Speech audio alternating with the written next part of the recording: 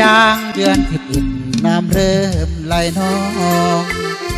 พอเดือน12น้ำในคลองก็เริ่มจะทรงครั้นถึงเดือน20น้ำก็รีไหลลงไหลลงตกเดือน3แล้วน้ำก็คงแห้งขอดตลอดลำคลองเมื่อเดือน11น้องให้สัญญาชวนพี่มาหามันควันตาไม่เดือน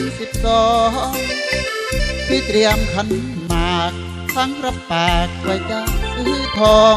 แต่ความหวังของพี่มันต้อง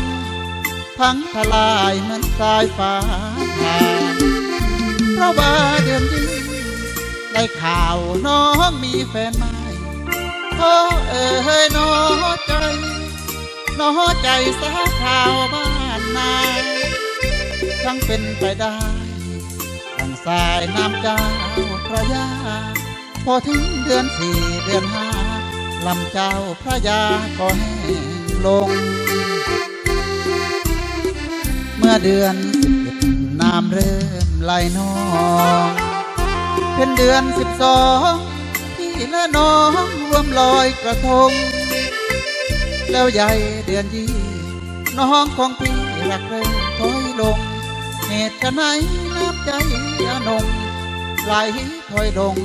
เหมือนน้ำเดือน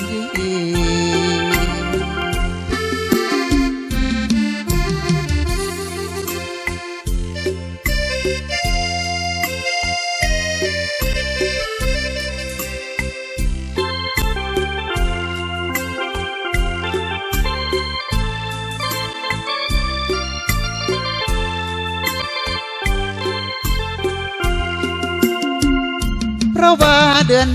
20ได้ข่าวน้องมีแฟนใหม่พ่อเอ๋ยน้ำใจน้อใจสาวชาวบ้านนาทั้งเป็นไปได้ดังสายน้ำเจ้าพระยาพอถึงเดือน4เดือน5ลำเจ้าพระยาก็แห้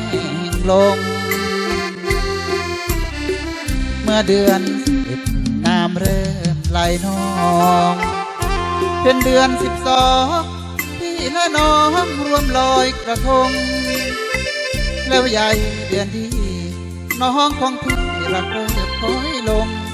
เหตุฉะไหนน้ำใจอนงไหลถอยลงเหมือนน้ำเดือนท